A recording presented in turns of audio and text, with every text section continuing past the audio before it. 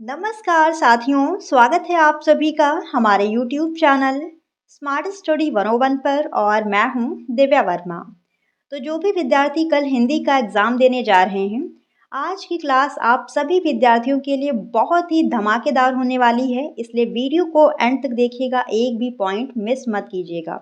यहाँ पर आपके जो भी नाटक और एकांकी आपके सिलेबस में दिए हुए हैं, उनसे मिसलिनियस क्वेश्चन सॉल्व करवाए जाएंगे। और दोस्तों, अगर आपने अभी तक हमारे व्हाट्सएप और टेलीग्राम चैनल को ज्वाइन नहीं किया है तो जाकर कर लीजिए। लिंक मैंने वीडियो के कमेंट बॉक्स में पिन कर दी है। आपके किसी भी प्रकार के कोई क्वेश्चन हैं तो वो आप हमसे टेलीग्राम चैनल पर पूछ सकते हैं। तो चलिए फिर क्लास को स्टार्ट करते हैं। जैसा कि आप सभी लोग जानते हैं, जो आपका हिंदी का प्रथम प्रश्न पत्र है जिसका टाइटल है हिंदी नाट्य साहित्य, ठीक है। तो इसमें आपके कुछ नाटक हैं और कुछ एकांकियां हैं। बाकी जो आपका डिटेल सिलेबस के बारे में मैंने चैनल पर वीडियो अपलोड कर रखी है, वहां से आप जाकर देख सकते हैं। यहाँ पर आपको केवल इतना बताया जाएगा कि कौन से नाटक और कौन से एकांकियां आपके सिलेबस में दी हुई हैं, क्योंकि यहाँ पर जो आपके मोस्टली क्वेश्चन रहेंगे वो नाटक और एकांकियों से ही हैं। तो जैसा कि यहाँ पर आप देख पा रहे होंगे, आपके सिलेबस में केवल एक नाटक है जिसका नाम है ध्रुव स्वामिनी, जिसके लेखक हैं जयशंकर प्रसाद जी। तो सबसे पहले आपको यही याद कर लेना है, आपके सिलेबस में जो भी नाटक और एकांकियाँ दी हुई हैं उनके लेखक आपको जरूर याद करने हैं, यहाँ से क्वेश्चन पूछा जाएगा। तो ध्रुव स्वामिनी के लेखक हो गए जयशंकर प्रसाद। अब हम बात करेंगे एकांकी की। तो आपके सिलेबस में कुल 5 एकांकियाँ हैं। रेशमी टाई, इसके लेखक हैं डॉक्टर राम कुमार वर्मा। फिर स्ट्राइक, इसके हैं भुवनेश्वर प्रसाद। रीढ़ की हड्डी, इसके लेखक हैं जगदीश चंद्र माथुर। वरुण वृक्ष का देवता, इसके लेखक हैं लक्ष्मी नारायण लाल। और पर्दे के पीछे, ये जो एकांकी है इसके लेखक है उदय शंकर भट्ट। तो यहाँ पर जो भी चीज़ें आपको बताई गई हैं बहुत ही महत्वपूर्ण हैं। आपको ध्यान रखिएगा कौन सी एकांकी के लेखक कौन हैं। अब यहाँ पर जो भी एकांकी और नाटक आपको बताए गए हैं, इनसे संबंधित जो ऑब्जेक्टिव क्वेश्चन आपके पेपर में पूछे जाते हैं उनको हम सॉल्व करेंगे, ठीक है। और सारे प्रश्न यहाँ पर मिक्स रहेंगे। तो पहला प्रश्न है यहाँ पर बहुत ही महत्वपूर्ण, ध्रुव स्वामिनी नाटक के लेखक कौन हैं। अब देखिए, यहाँ पर आपके 100 क्वेश्चन हैं, तो मैं सारे विकल्प नहीं पढ़ूंगी, जो राइट आंसर है वही आपको बता दूंगी, ठीक है। तो ध्रुव स्वामिनी नाटक के लेखक कौन है आप सभी लोग जानते हैं। Right answer 2, Jaishankar Prasad. ध्यान रखिएगा, बहुत ही महत्वपूर्ण प्रश्न है। अगला क्वेश्चन यहाँ पर आता है सेकंड नंबर, झींगे की दुकान की गरम कचौड़ी कौन मंगाता है। तो सबसे पहले आपको ये पता होना चाहिए कि ये क्वेश्चन किस एकांकी से है। तो पर्दे के पीछे नामक एकांकी से ये क्वेश्चन पूछा गया है। और झींगे की दुकान से गरम कचौड़ी मंगाता है रामधन। ध्यान रखिएगा, और रामधन ये पेट की बीमारी से भी ग्रसित रहता है, लेकिन फिर भी ये गर्मा गर्म कचौड़ी तेल वाली खाता है। अगला क्वेश्चन यहाँ पर है, चाणक्य का शिष्य कौन है। चाणक्य का शिष्य कौन है। तो इसका राइट आंसर ऑप्शन संख्या 2, शारंगदेव।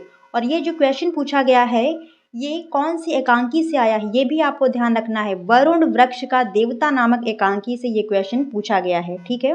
और ध्यान रखिए, वरुण वृक्ष का देवता जो एकांकी है, इसके जो नायक हैं वो आपके कौन है, चाणक्य हैं, ये भी ध्यान रखिएगा।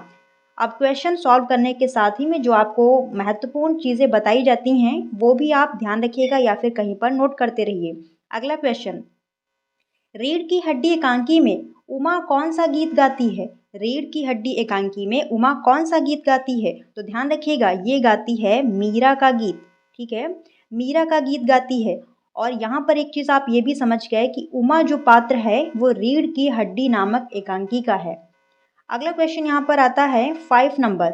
अब देखिए क्या पूछा जा रहा है, गट्ठर से खादी के कपड़े किसने चुराए। गट्ठर से खादी के कपड़े किसने चुराए। तो ध्यान रखिएगा, कौन चुराता है, नवीन चंद्र चुराता है।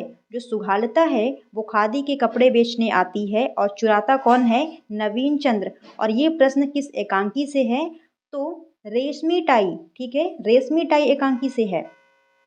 अगला क्वेश्चन यहाँ पर 6 नंबर, आधुनिक एकांकी के जनक माने जाते हैं। बहुत ही महत्वपूर्ण प्रश्न। राइट आंसर हो जाएगा 1, राम कुमार वर्मा।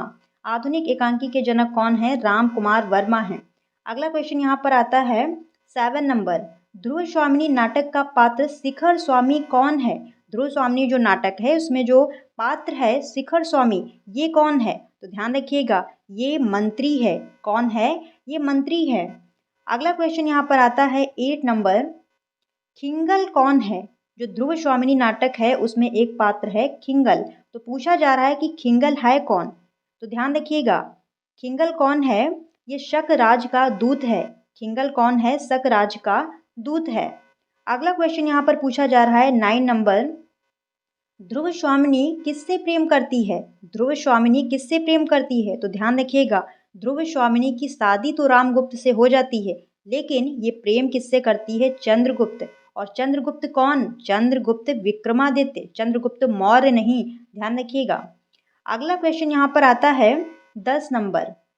रेशमी टाई एकांकी का प्रमुख पात्र कौन है? या फिर रेशमी टाई एकांकी का जो नायक है वो कौन है?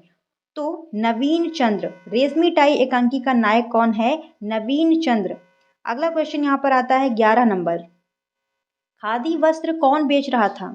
अभी आपको बताया गया है कि खादी वस्त्र कौन बेच रहा था? सुघालता। खादी वस्त्र कौन बेच रहा था? सुघालता। फिर यहाँ पर अगला प्रश्न आता है 12 नंबर। स्ट्राइक एकांकी में कितने पुरुष पात्र हैं? स्ट्राइक एकांकी में कितने पुरुष पात्र हैं? तो इसमें 5 पुरुष पात्र हैं। स्ट्राइक एकांकी में 5 पुरुष पात्र हैं और एक महिला पात्र है। 5 पुरुष पात्र हैं और एक महिला पात्र है। अगला क्वेश्चन यहाँ पर 13 नंबर। व्यापारी बनने से पहले जो श्रीचंद हैं वो क्या थे? तो व्यापारी बनने से पहले श्रीचंद क्या थे? ये एक वकील थे। श्रीचंद्र व्यापारी बनने से पहले एक वकील थे। अगला क्वेश्चन यहाँ पर पूछा जा रहा है 14 नंबर। सेठ छीतरमल के व्यापार को गति देने वाला सेठ का सहायक या फिर उनका दाहिना हाथ कौन था? छीतरमल के व्यापार को गति देने वाला यानी व्यापार को बढ़ाने वाला उनका सहायक एवं उनका दाहिना हाथ कौन था? तो बड़ा मुनीम था। कौन था? बड़ा मुनीम। और अगला क्वेश्चन यहाँ पर आता है 15 नंबर। 15 नंबर क्वेश्चन पूछा जा रहा है, पर्दे के पीछे एकांकी में किसके पेट में बात नहीं पचती? जो पर्दे के पीछे एकांकी है इसमें ऐसा कौन सा पात्र है जिसके पेट में कोई बात नहीं पचती? तो नौकर दीनू के। नौकर दीनू के ये बात तुरंत किसी ना किसी से बता जरूर देता है। अगला क्वेश्चन यहाँ पर, उदय शंकर भट्ट का जन्म कब हुआ था? उदय शंकर भट्ट का जन्म कब हुआ था? तो ध्यान रखिए, इनका जन्म हुआ था सन 1898 में। अगला क्वेश्चन यहाँ पर 17 नंबर। उमा अपने पिता द्वारा मंगाए जाने पर क्या लाती है? तो ये क्वेश्चन रीढ़ की हड्डी नामक एकांकी से लिया गया है और उमा को शादी के लिए देखने वाले आते हैं, लड़का और उसका पिता। तो उमा के पिता उससे क्या मंगाते हैं? तो उमा पान लेकर आती है, यानी लड़के वालों के सामने पान का थाल लेकर आती है, तो इसे ध्यान रखिएगा। अगला क्वेश्चन यहाँ पर पूछा जा रहा है 18 नंबर। रीढ़ की हड्डी एकांकी का कथानक है, कैसा कथानक है? तो ये एक सामाजिक कथानक है। कैसा है? सामाजिक कथानक है। अगला क्वेश्चन यहाँ पर पूछा जा रहा है 19 नंबर। सपेरे के वेश में कौन आता है? ये क्वेश्चन है आपका वरुण वृक्ष का देवता नामक एकांकी का। तो सपेरे के वेश में इसमें आता है मलय केतु। मलय केतु जो चाणक्य हैं उनकी झोपड़ी के बाहर सपेरे के वेश में आता है, लेकिन चाणक्य इसको पहचान जाते हैं। अगला क्वेश्चन यहाँ पर, घर जाकर जरा यह पता लगाइएगा कि आपके बेटे के रीढ़ की हड्डी है भी या नहीं। ध्यान रखिएगा, ये कथन किसने कहा? तो ये कथन कहती है उमा, जिसको देखने के लिए पिता और बेटा दोनों आते हैं। अगला क्वेश्चन यहाँ पर पूछा जा रहा है 21 नंबर। ध्रुव स्वामिनी नाटक की कथा वस्तु कितने अंकों में विभाजित है? तो ये 3 अंकों में विभाजित है। ध्रुव स्वामिनी नाटक की कथा वस्तु 3 अंकों में डिवाइड है। अगला क्वेश्चन यहाँ पर है 22 नंबर। एक अंक वाली नाट्य रचना क्या कहलाती है? तो एक अंक वाली नाट्य रचना एकांकी कहलाती है। बहुत ही महत्वपूर्ण प्रश्न। अगला प्रश्न यहाँ पर है 23 नंबर। नाटक वरुण वृक्ष का देवता में निम्न में किस राजवंश के सर्वनाश की बात की गई है? तो नंद वंश के। नंद वंश का पतन हो जाता है, नंद वंश का सर्वनाश हो जाता है और उसके बाद मौर्य वंश की स्थापना करता है चंद्रगुप्त मौर्य। अगला क्वेश्चन, रेशमी टाई एकांकी में कुल कितने पात्र हैं? रेशमी टाई एकांकी में कुल कितने पात्र हैं? तो इसमें कुल 4 पात्र हैं। ध्यान रखिएगा, कुल 4 पात्र हैं। अगला क्वेश्चन यहाँ पर पूछा जा रहा है 25 नंबर। ध्रुव स्वामिनी का कथानक है। ध्रुव स्वामिनी नाटक का कथानक कैसा है? तो गुप्तकालीन है। गुप्तकालीन है। जो राजा थे आपके समुद्रगुप्त, उन्हीं के बेटे हैं रामगुप्त और चंद्रगुप्त। रामगुप्त बड़ा है, चंद्रगुप्त छोटा है। ठीक है, दोनों आपस में क्या हैं, भाई भाई हैं, ये भी ध्यान रखिएगा। अगला क्वेश्चन यहाँ पर 26 नंबर, ध्रुव स्वामिनी नाटक में शकराज का वध किसने किया? तो चंद्रगुप्त ने। ध्यान रखिएगा, ध्रुव स्वामिनी नाटक में शकराज का वध कौन करता है? चंद्रगुप्त। फिर अगला क्वेश्चन यहाँ पर 27 नंबर, ध्रुव स्वामिनी नाटक में पुनर्विवाह का, अब यहाँ पर आपको फिल करना है, विरोध है, समर्थन है, स्वीकृति है, इनमें से कोई नहीं। तो इसका राइट आंसर ऑप्शन संख्या 3 स्वीकृति है, क्योंकि ध्रुव स्वामिनी का विवाह रामगुप्त के साथ में हो चुका होता है और फिर ये चंद्रगुप्त के साथ में विवाह करती है, क्योंकि उसी से ये प्रेम करती है। अगला क्वेश्चन 28 नंबर, निम्न में कौन चाणक्य की प्रेमिका है? बहुत ही महत्वपूर्ण प्रश्न है। तो चाणक्य की प्रेमिका है सुवासिनी। चाणक्य की प्रेमिका कौन है? सुवासिनी। और फिर यहाँ पर अगला क्वेश्चन आता है 29 नंबर, श्रीचंद्र की जेब घड़ी किसकी बनी थी? श्रीचंद ने अपनी जेब से घड़ी निकाली थी, तो आपसे पूछा जा रहा है कि वो किसकी बनी थी? तो वो सोने की बनी थी, ध्यान रखिएगा। श्रीचंद्र की घड़ी सोने की बनी थी। अगला क्वेश्चन यहाँ पर 30 नंबर, श्रीचंद्र की पत्नी लखनऊ से लौटकर कहाँ रुक गई थी? तो मिसेज निहाल के घर पे रुक गई थी। और यहाँ से आपको ये भी पता चला कि श्रीचंद्र की पत्नी लखनऊ गई थी, क्योंकि क्वेश्चन पूछा जाता है कि श्रीचंद्र की पत्नी कहाँ घूमने गई थी? तो लखनऊ गई थी अपनी सहेलियों के साथ में। अगला क्वेश्चन, प्रसाद के ध्रुव स्वामिनी नाटक का नायक कौन है, यानी हीरो कौन है? तो आप लोग जानते हैं नाटक कौन है। नाटक का जो हीरो है वो कौन है? तो चंद्रगुप्त विक्रमादित्य। ठीक है, चंद्रगुप्त विक्रमादित्य। अगला क्वेश्चन यहाँ पर आता है 32 नंबर, स्ट्राइक एकांकी में नवीन चंद्र के घर पर नौकर कितने थे? तो 2 नौकर थे। कितने नौकर थे? 2 नौकर थे, और दोनों नौकर चले जाते हैं छुट्टी पर। फिर यहाँ पर अगला प्रश्न पूछा जा रहा है 33 नंबर, स्ट्राइक एकांकी के पुरुष पात्र की मीटिंग कितने बजे खत्म होगी? ठीक है, स्ट्राइक एकांकी में जो पुरुष पात्र है उसकी मीटिंग कितने बजे खत्म होगी? तो 8 बजे खत्म होगी। ध्यान रखिएगा, 8 बजे उसकी मीटिंग खत्म होगी, और ये बातें अपनी पत्नी से वो कर रहा होता है। फिर अगला क्वेश्चन यहाँ पर 34 नंबर, स्ट्राइक एकांकी में कितने दृश्य हैं? बहुत ही महत्वपूर्ण प्रश्न। ध्यान रखिएगा, स्ट्राइक एकांकी में कुल 3 दृश्य हैं। पहले दृश्य में श्रीचंद्र और उसकी वाइफ आपस में बातें कर रहे हैं, दूसरे में एक क्लब का दृश्य है, और तीसरे में जो पुरुष पात्र है यानी श्रीचंद्र, वो अपने मित्र को खाने के लिए अपने घर पे बुलाता है। तो ये 3 दृश्य दिखाए गए हैं। नेक्स्ट क्वेश्चन, चाणक्य चाणक्य किसे चंद्रगुप्त का मंत्री बनाना चाहता था? बहुत ही महत्वपूर्ण प्रश्न। तो ये राक्षस को मंत्री बनाना चाहता था। चाणक्य चंद्रगुप्त का मंत्री किसको बनाना चाहता था? अमात्य राक्षस को। ठीक है, और राक्षस जो है ये पहले से घनानंद का मंत्री होता है, तो ये भी ध्यान रखिएगा।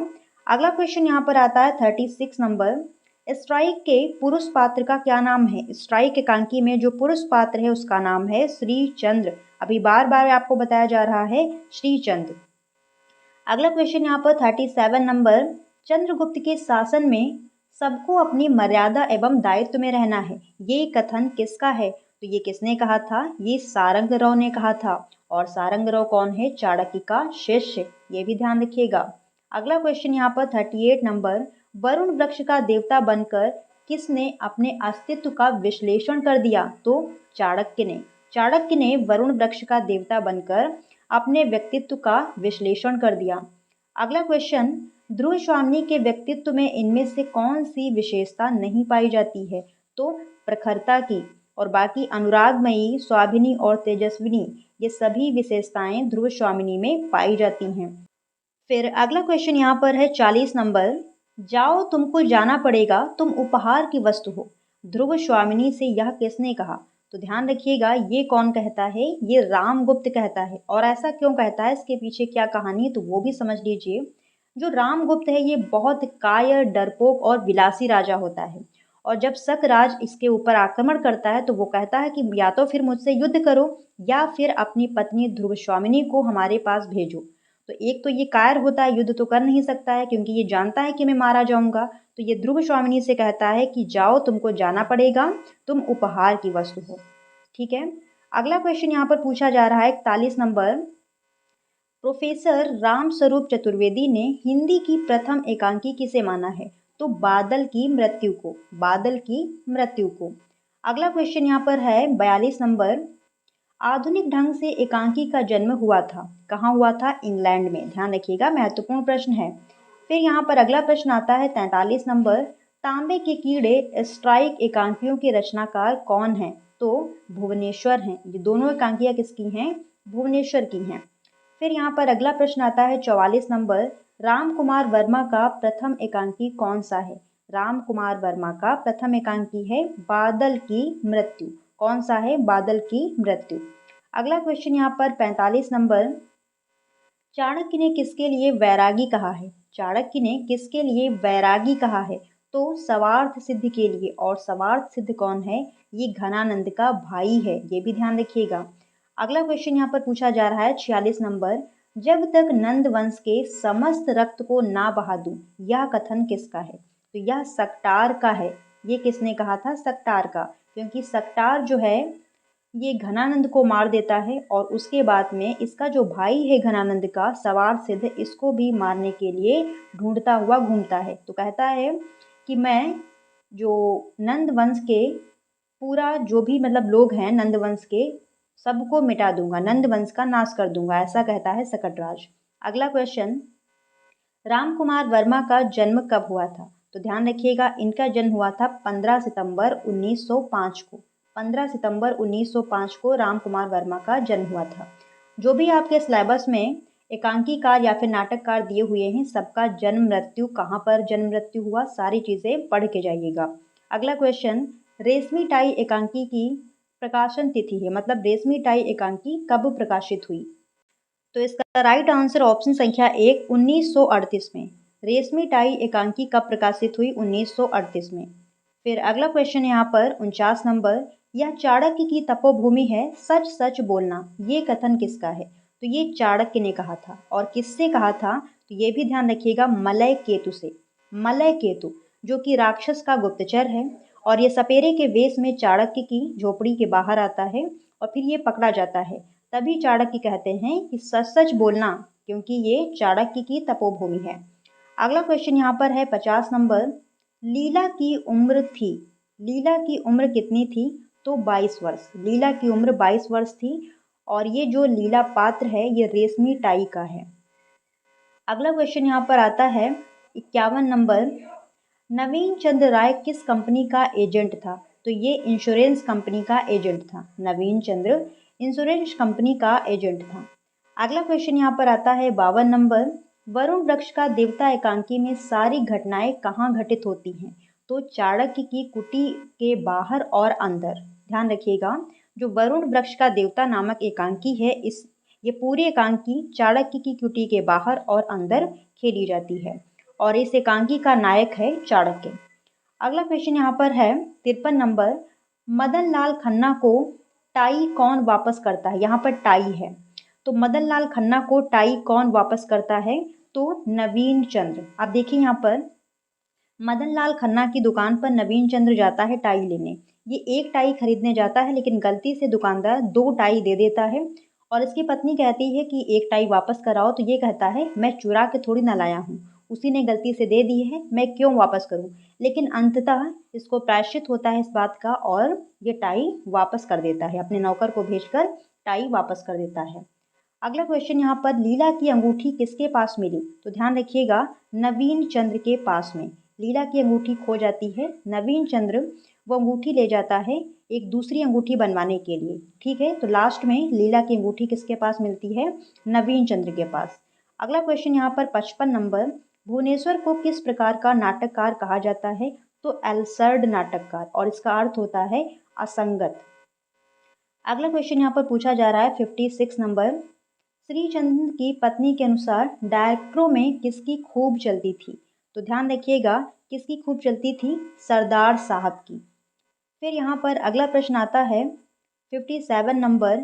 स्ट्राइक एकांकी का प्रधान विषय क्या है? स्ट्राइक एकांकी का प्रधान विषय क्या है? तो दाम्पत्य जीवन। स्ट्राइक एकांकी का प्रधान विषय है दाम्पत्य जीवन। अगला क्वेश्चन यहाँ पर 58 नंबर। मुद्रा राक्षस नामक पुस्तक के लेखक कौन हैं? तो विशाख दत्त। मुद्रा राक्षस नामक पुस्तक के लेखक कौन हैं? विशाख दत्त। अगला क्वेश्चन यहाँ पर 59 नंबर, माथुर जी का प्रथम एकांकी संग्रह है। माथुर जी का प्रथम एकांकी संग्रह कौन सा है? तो यहाँ पर इसका राइट आंसर रहेगा ऑप्शन संख्या 3, भोर का तारा। ठीक है, जगदीश चंद्र माथुर का जो प्रथम एकांकी संग्रह है वो भोर का तारा है।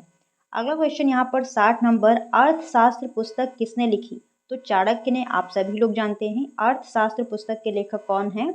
चाणक्य।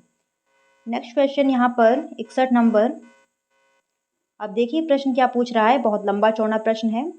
माथुर जी की किस एकांकी में समाज की उस घृणित मनोवृत्ति का व्यंग्यपूर्ण चित्र उपस्थित किया गया है जिसमें पुत्री का पिता होने के कारण उसे घृणा का पात्र समझा जाता है? पुत्री का पिता होने के कारण उसे घृणा का पात्र समझा जाता है। तो इसका राइट आंसर ऑप्शन संख्या 4, रीढ़ की हड्डी। ध्यान रखिएगा, रीढ़ की हड्डी। अगला क्वेश्चन यहाँ पर आता है 62 नंबर, रीढ़ की हड्डी नामक एकांकी का प्रकाशन कब हुआ? रीढ़ की हड्डी नामक एकांकी का प्रकाशन जो है वो कब हुआ था? तो इसका राइट आंसर ऑप्शन संख्या 3, 1939 में। कब हुआ था? 1939 में। अगला क्वेश्चन यहाँ पर, रीढ़ की हड्डी एकांकी का उद्देश्य क्या है? जो रीढ़ की हड्डी नामक एकांकी है इसका उद्देश्य क्या है? ऑप्शन संख्या 3, सामाजिक बुराइयों को दूर करना। समाज में जो बुराइयां चल रही हैं उनको दूर करना। अगला क्वेश्चन यहाँ पर पूछा जा रहा है 64 नंबर, लक्ष्मी नारायण लाल किस प्रकृति के लेखक हैं? तो ये स्वच्छंद प्रकृति के लेखक हैं। स्वच्छंद प्रकृति के लेखक हैं।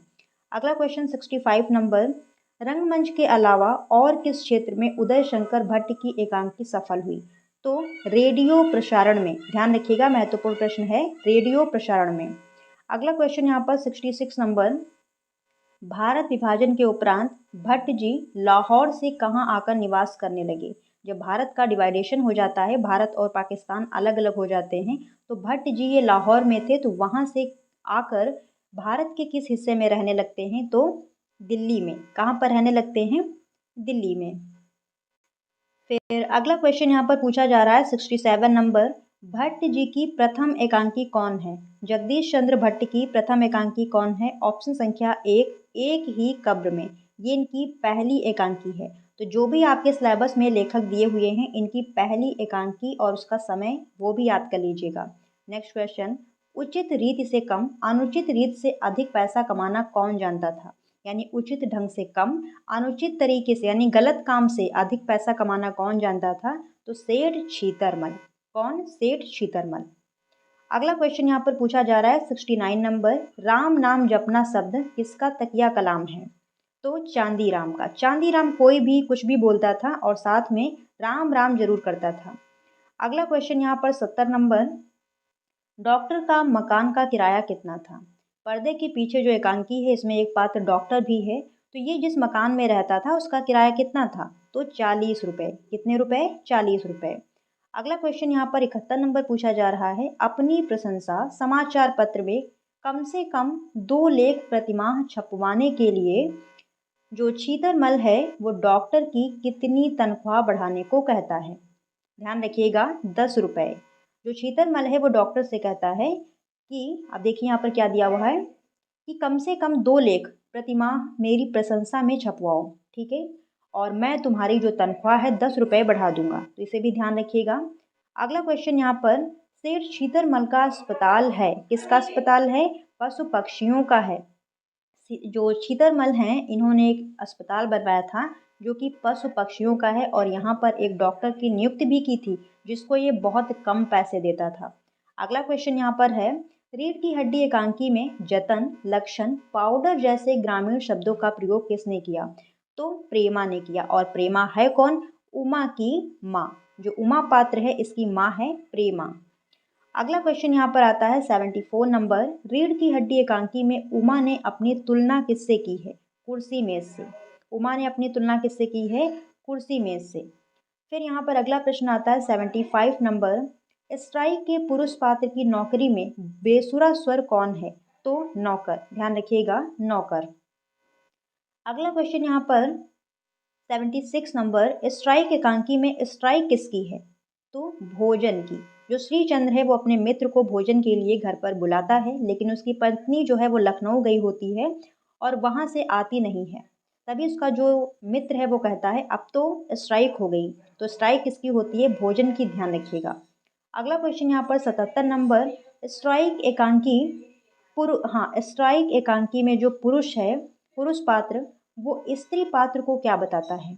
क्या बताता है? ध्यान रखिएगा, जीवनी मशीन। कहता है कि जो स्त्री और पुरुष हैं वो जीवन के दो पुर्जे हैं या फिर एक मशीन के दो पुर्जे हैं, और अगर एक पुर्जा गड़बड़ कर जाए, खराब हो जाए तो उसको बदल देना चाहिए। जैसे कि मशीन में दो पुर्जे होते हैं, उसमें अगर एक पुर्जा खराब हो जाए तो मशीन गड़बड़ा जाती है, तो पुर्जा बदल दिया जाता है। वैसे ही जो जीवन है उसमें भी पति पत्नी जीवन के दो पुर्जे हैं, और अगर एक पुर्जा गड़बड़ हो जाए तो उसको बदल देना चाहिए।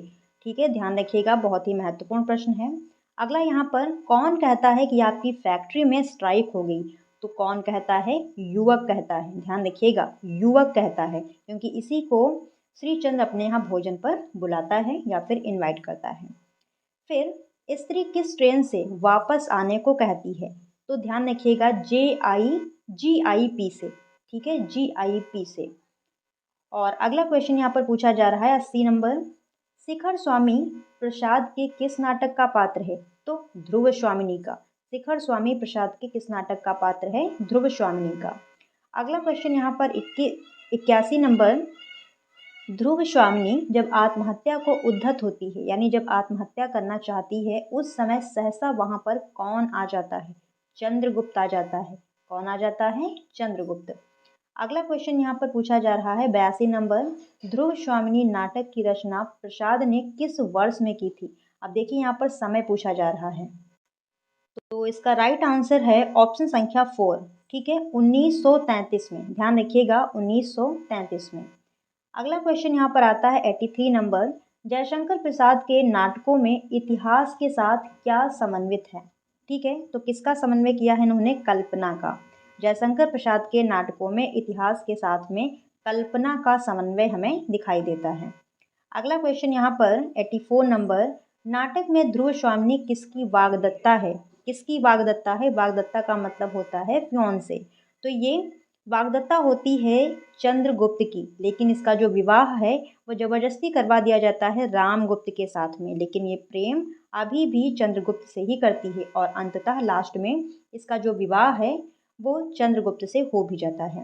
85 नंबर क्वेश्चन, ध्रुव स्वामिनी किससे वैवाहिक मुक्ति चाहती है? तो रामगुप्त से। रामगुप्त से इसका विवाह हो चुका होता है, तो ये उस बंधन से मुक्त होना चाहती थी, क्योंकि ये प्रेम किससे करती है? चंद्रगुप्त से। अगला क्वेश्चन, निम्नलिखित में ध्रुव स्वामिनी नाटक का पात्र नहीं है, यानी ध्रुव स्वामिनी नाटक का इनमें से कौन सा पात्र नहीं है? तो देवसेना नहीं है और बाकी तीनों हैं। फिर अगला क्वेश्चन यहाँ पर आता है 87 नंबर, खड्ग धारिणी किसकी गुप्तचर है? तो ये रामगुप्त की गुप्तचर है। ध्यान रखिएगा, रामगुप्त खड्ग धारिणी को भेजता है ध्रुव स्वामिनी के पास और कहता है कि उसी के साथ साथ रहो और पता लगाओ कि क्या अब भी ये चंद्रगुप्त को चाहती है। तो इसीलिए खड्ग धारिणी जो है ये गुप्तचर किसकी है? रामगुप्त की। नेक्स्ट क्वेश्चन यहाँ पर 88 नंबर, ध्रुव स्वामिनी नाटक में कौन सा रस प्रधान है? तो इसमें कौन सा रस प्रधान है? वीर रस। कौन सा रस है? वीर रस। अगला क्वेश्चन यहाँ पर 89 नंबर, ध्रुव स्वामिनी के चरित्र की प्रधानता है। कौन सी प्रधानता है? अंतर्द्वंद्व। ठीक है, इसके मन में अंतर्द्वंद्व चलता रहता है, क्योंकि ये प्रेम करती है चंद्रगुप्त से, विवाह इसका हो जाता है रामगुप्त के साथ में, तो इसके मन में अंतर्द्वंद्व चलता रहता है। अगला क्वेश्चन, ध्रुव स्वामिनी नाटक की मुख्य समस्या क्या है? ध्रुव स्वामिनी नाटक में जो लेखक हैं वो क्या दिखाना चाहते हैं इसके माध्यम से? तो स्त्री का पुनर्लग्न। पुनर्लग्न का मतलब होता है पुनर्विवाह, क्योंकि जो आपकी नायिका है ध्रुव स्वामिनी, उसका विवाह पहले रामगुप्त के साथ में हो चुका होता है, फिर चंद्रगुप्त के साथ में होता है। नेक्स्ट क्वेश्चन, सकराज रामगुप्त से उपहार के स्वरूप क्या मांगता है? तो ध्रुव स्वामिनी को मांगता है, आप सभी लोग जानते हैं। अगला क्वेश्चन यहाँ पर 92 नंबर, कोमा ध्रुव स्वामिनी के पास क्यों आई थी? सकराज का शव लेने। क्योंकि जो कोमा है ये शकराज से प्रेम करती है और शकराज की मृत्यु हो जाती है। लास्ट में जो चंद्रगुप्त है वो शकराज की मृत्यु कर मतलब मार देता है, इसकी हत्या कर देता है। तो कोमा शकराज से प्रेम करती है, तो इसी का शव लेने ध्रुव स्वामिनी के पास में आती है। अगला क्वेश्चन यहाँ पर 93 नंबर, ध्रुव स्वामिनी नाटक में रामगुप्त किस सम्राट का बड़ा बेटा है? तो समुद्रगुप्त का। और ध्यान रखिए, समुद्रगुप्त को भारत का नेपोलियन भी कहते हैं। समुद्रगुप्त के दो भाई थे, रामगुप्त और चंद्रगुप्त। रामगुप्त बड़ा था, चंद्रगुप्त छोटा था। फिर अगला क्वेश्चन यहाँ पर आता है 94 नंबर, स्ट्राइक एकांकी के पुरुष पात्र की पत्नी कहाँ जा रही थी? तो आप सभी लोग जानते हैं कहाँ जा रही थी, लखनऊ जा रही थी। कहाँ जा रही थी? लखनऊ।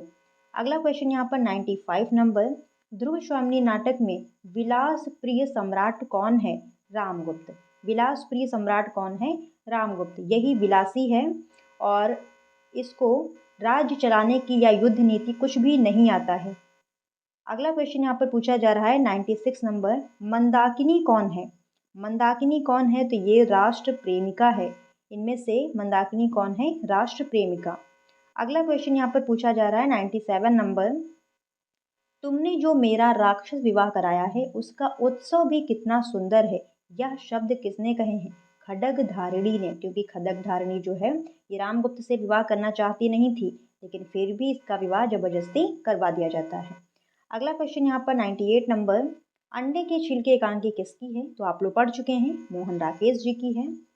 और फिर यहाँ पर 99 नंबर क्वेश्चन पूछा जा रहा है, डॉक्टर राम कुमार वर्मा के बचपन का क्या नाम था? तो बचपन का नाम था कुमार। क्या नाम था? कुमार। अगला क्वेश्चन यहाँ पर आता है 100 नंबर, लास्ट क्वेश्चन, स्ट्राइक एकांकी का प्रधान चरित्र है, यानी स्ट्राइक एकांकी में जो प्रमुख चरित्र है, प्रमुख पात्र है, कौन है? तो श्रीचंद्र है। और इसी के साथ आज की वीडियो समाप्त होती है। और अगर आपको किसी क्वेश्चन में कोई डाउट है तो आप हमसे टेलीग्राम चैनल पर संपर्क कर सकते हैं। और जिन विद्यार्थियों का कल एग्ज़ाम है, आप सभी को हमारी तरफ से ढेर सारी शुभकामनाएं। पेपर अच्छा कीजिएगा, जो कन्फ्यूज़न वाले प्रश्न हों उनको आप बाद में सॉल्व कीजिएगा। और दोस्तों, वीडियो पसंद आई हो तो प्लीज़ वीडियो को लाइक शेयर ज़रूर कीजिएगा। चैनल पर नए हो तो सब्सक्राइब भी कर लीजिएगा। मिलते हैं नेक्स्ट क्लास में, तब तक के लिए धन्यवाद साथियों। जय हिंद।